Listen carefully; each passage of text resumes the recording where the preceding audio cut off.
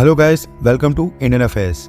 आई hope कि आपका आज का दिन शानदार हो एंड आपको याद दिला दूं कि आज 1 अप्रैल है, जिसका मतलब है कि आज के दिन आपके दोस्त या फिर फैमिली मेंबर्स आपको अप्रैल फूल बनाने की कोशिश भी कर सकते हैं। इसके साथ ही आज के दिन की इंपॉर्टेंस की बात करें तो 1 अप्रैल को भारत में ओडिशा डे यानी ओडिशा दिवस के रूप में सेलिब्रेट किया जाता है, क्योंकि ब्रिटिश इंडिया के समय साल 1936 में 1 अप्रैल के दिन ही बिहार और बंगाल से अलग करके आधिकारिक तौर के ऊपर एक नई स्टेट का गठन किया गया था, जिसका नाम रखा गया ओडिशा। उस समय ओडिशा में 6 डिस्ट्रिक्ट थी और आज कुल मिलाकर ओडिशा में 30 डिस्ट्रिक्ट हैं। देश की जीडीपी में ओडिशा स्टेट का योगदान 2.9% है। और अगर आप ये वीडियो ओडिशा से देख रहे हैं तो नीचे कमेंट करके जरूर बताएं। बढ़ते हैं आज की टॉप 10 अपडेट्स की तरफ। आज के दिन की सबसे पहली अपडेट आ रही है दिल्ली के चीफ मिनिस्टर अरविंद केजरीवाल को लेकर, जिनको इस समय एनफोर्समेंट डायरेक्टोरेट ने अरेस्ट किया हुआ है।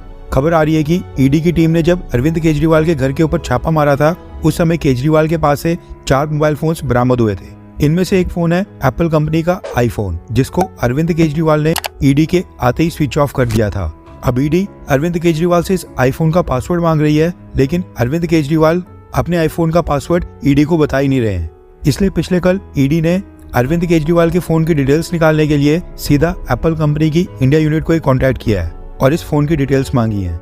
अब देखना ही होगा कि क्या एप्पल कंपनी एनफोर्समेंट डायरेक्टोरेट के साथ कोऑपरेट करके उनको अरविंद केजरीवाल के आईफोन की जानकारी देती है या फिर नहीं, क्योंकि कहीं ना कहीं एप्पल कंपनी है तो अमेरिका की।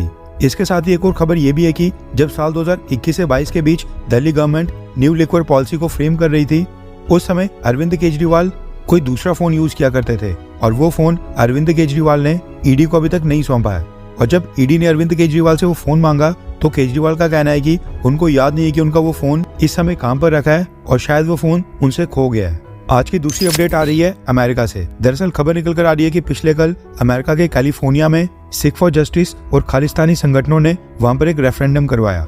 ये रेफरेंडम कैलिफोर्निया स्टेट के सैक्रामेंटो में हुआ, जिसको लोकल पुलिस एडमिनिस्ट्रेशन और सिविल डिपार्टमेंट ने बकायदा परमिशन भी दी थी। रेफरेंडम के दौरान भारत से अलग खालिस्तान देश बनाने के ऊपर वोटिंग हुई, लेकिन इसके साथ ही इस दौरान वहां पर कई सारे भारत विरोधी नारे भी लगाए गए। प्रधानमंत्री मोदी को भी बुरा भला कहा गया और उनके खिलाफ भी काफी सारे नारे लगे। इसके साथ ही कुछ रिपोर्ट्स ऐसी भी हैं कि रेफरेंडम के दौरान वहां पर भारत के झंडे तिरंगे को भी डिसरिस्पेक्ट किया गया। कैलिफोर्निया के सैन फ्रांसिस्को में जो भारत का कॉन्सुलेट है, उसने यूएस अथॉरिटीज से कहकर इस रेफरेंडम को कैंसिल करने की काफी कोशिश की थी, लेकिन लोकल अथॉरिटीज ने फ्रीडम ऑफ एक्सप्रेशन यानी अभिव्यक्ति की आजादी के नाम के ऊपर इस भारत विरोधी रेफरेंडम को कैंसिल करने से इनकार कर दिया था।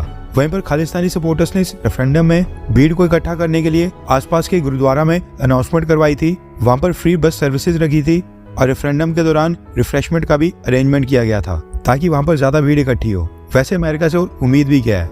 इन्हीं हरकतों की वजह से भारत में अमेरिका को उतना पसंद नहीं किया जाता जितना हम रशिया को पसंद करते हैं। आज की तीसरी अपडेट आ रही है फाइनेंस से संबंधित। दरअसल रिजर्व बैंक ऑफ इंडिया ने एक डेटा रिलीज किया है, जिसके मुताबिक भारत में क्रेडिट कार्ड यूजर्स की संख्या फरवरी महीने में 100 मिलियन को क्रॉस कर चुकी है। आरबीआई के डेटा के मुताबिक भारत के बैंक्स ने देश भर में कुल 10 करोड़ 6 लाख क्रेडिट कार्ड्स अभी तक इशू कर लिए हैं। इसका मतलब है कि भारत में क्रेडिट कार्ड्स का ट्रेंड काफी तेजी से बढ़ रहा है। जिनको नहीं पता उनकी जानकारी के लिए बता दूं कि डेबिट कार्ड और क्रेडिट कार्ड में काफी अंतर होता है। डेबिट कार्ड से आप उतने ही पैसे खर्च कर सकते हैं या निकाल सकते हैं जितने आपके अकाउंट में होते हैं, जबकि क्रेडिट कार्ड में बैंक आपको एक्स्ट्रा लिमिट देते हैं। आपके अकाउंट में पैसे ना होते हुए भी आप एक निर्धारित लिमिट तक पैसे निकाल सकते हैं या फिर ऑनलाइन पेमेंट करके उनको यूज कर सकते हैं। बस आपको वो पैसा बाद में बैंक को लौटाना होता है। 10 करोड़ में सबसे ज्यादा क्रेडिट कार्ड्स HDFC बैंक ने इशू किए हैं, 2 करोड़ 4 लाख। सेकंड के ऊपर स्टेट बैंक ऑफ इंडिया यानी SBI ने 1 crore 87 lakh credit cards issue किए हैं। थर्ड के ऊपर है ICICI बैंक, जिसने 1 करोड़ 68 लाख क्रेडिट कार्ड्स अभी तक इशू कर लिए हैं। वैसे क्या आप क्रेडिट कार्ड का इस्तेमाल करते हैं? हाँ या फिर ना, नीचे कमेंट करके बताएं।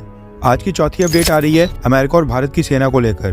कुछ दिन पहले हमने आपको बताया था कि भारत और अमेरिका के बीच एक ट्राइलेटरल मिलिट्री एक्सरसाइज हो रही है, जिसमें दोनों देशों की आर्मी, एयरफोर्स और नेवी के ट्रूप्स हिस्सा ले रहे हैं। पिछले कल 14 दिनों के बाद ये एक्सरसाइज कंप्लीट हो गई है और अब भारतीय सेना ने इस एक्सरसाइज की कुछ वीडियोस और पिक्चर्स जारी की हैं। वीडियो के साथ साथ ये फोटोज भी इंडियन आर्मी ने रिलीज किए हैं, जिसमें साफ तौर पर देखा जा सकता है कि भारत और अमेरिका की सेना कितने प्रोफेशनल तरीके से एक साथ मिलकर मिलिट्री एक्सरसाइज कर रही हैं। अब विडंबना ये है कि एक तरफ अमेरिका की सेना के साथ मिलकर हम ये इतनी एडवांस लेवल की मिलिट्री एक्सरसाइज कर रहे हैं, वहीं पर दूसरी तरफ यही अमेरिका भारत विरोधी खालिस्तानी एलिमेंट्स को वहां पर अपने देश में संरक्षण दे रहा है। अजीब दोगलापन है। 5वीं अपडेट आ रही है यूक्रेन और भारत को लेकर।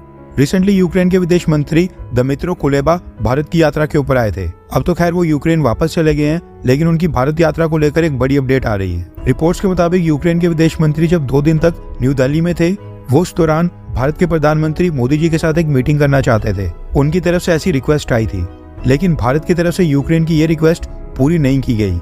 यानी ये कहना गलत नहीं होगा कि प्रधानमंत्री मोदी ने यूक्रेन के विदेश मंत्री से मिलने से इनकार कर दिया, उन्हें एंटरटेन नहीं किया। इसके पीछे का कारण है कि भारत, रशिया और यूक्रेन इन दोनों ही देशों के बीच एक बैलेंस बनाकर चलना चाहता है। Recently Israel, Russia, Iran, Japan, Saudi Arabia और इवन श्रीलंका के विदेश मंत्री भारत आए थे। जब भारत आए थे तो प्रधानमंत्री मोदी ने उनके साथ मीटिंग की थी और मोस्ट ऑफ द टाइम्स प्रधानमंत्री मोदी भारत आने वाले सभी देशों के विदेश मंत्रियों के साथ मीटिंग करते हैं। लेकिन प्रधानमंत्री मोदी ने यूक्रेन के विदेश मंत्री दमित्रो कुलेबा के साथ कोई भी मीटिंग नहीं की।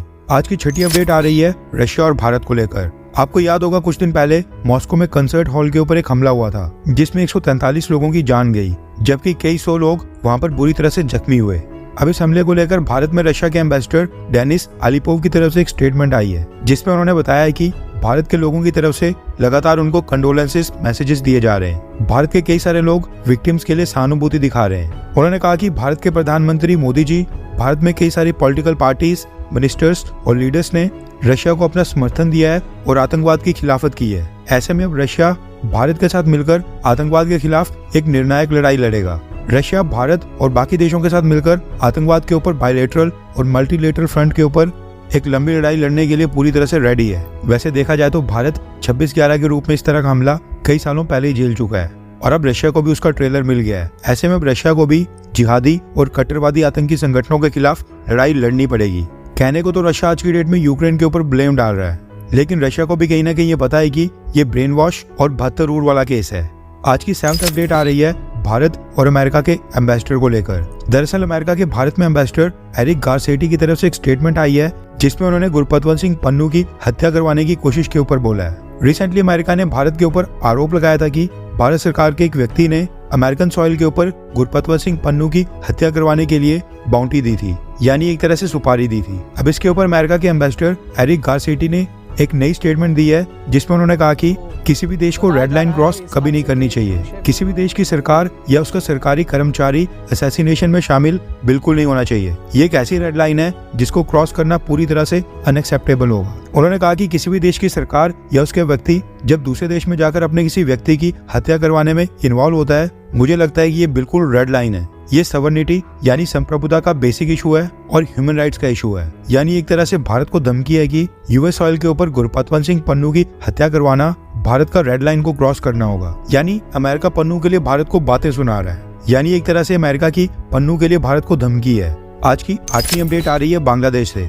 रमजान के महीने में वहां पर एक बार फिर से हिंदूज को टारगेट करना स्टार्ट हो गया है। खबर है कि दिनाजपुर में हिंदू मंदिरों के ऊपर फिर से हमले स्टार्ट हो गए हैं। भाबलडीगी में काली माता मंदिर के ऊपर हमला हुआ और मूर्तियों को तोड़ दिया गया। वैसे ये पहला केस नहीं है, पहले भी बांग्लादेश के अंदर वहां पर हिंदू धर्म के लोगों के मंदिरों के ऊपर कई सारे हमले होते हैं। लेकिन मसला ये कि बांग्लादेश की सरकार इन सब के ऊपर कार्रवाई करने में अभी तक फेल साबित हुई है। आज की 9th अपडेट आ रही है पाकिस्तान से।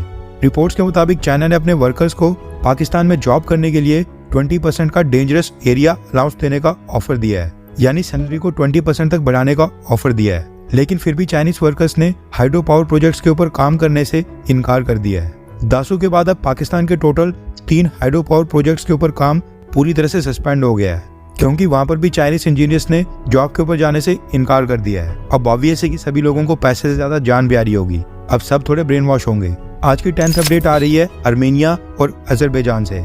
खबर आ रही है कि दोनों देशों ने अपने हथियार और ट्रूप्स की डिप्लॉयमेंट को बॉर्डर के ऊपर बढ़ा दिया है। आर्मेनिया की तरफ से भी फ्रेश आर्टिलरी को बॉर्डर के ऊपर डिप्लॉय कर दिया गया है और आपकी स्क्रीन के ऊपर जो विजुअल्स चल रहे हैं वो आर्मेनिया और अजरबैजान से ही हैं। हो सकता है कि दोनों देशों के बीच आने वाले कुछ ही दिनों के बाद एक बार फिर से स्मॉल स्केल वॉर देखने को मिले और हम उसको जरूर कवर करेंगे, क्योंकि रिसेंटली आर्मेनिया ने भारत से कई सारे हथियार परचेज किए हैं। देखना ही होगा कि क्या आर्मेनिया को उनका कोई फायदा होता है या फिर नहीं, क्योंकि ये आर्मेनिया के साथ साथ मेड इन इंडिया वेपन्स का भी टेस्ट होगा, इसलिए हम इस कॉन्फ्लिक्ट को जरूर कवर करेंगे। और अगर आपने अभी तक हमारे चैनल को सब्सक्राइब नहीं किया है तो प्लीज सब्सक्राइब कर लें।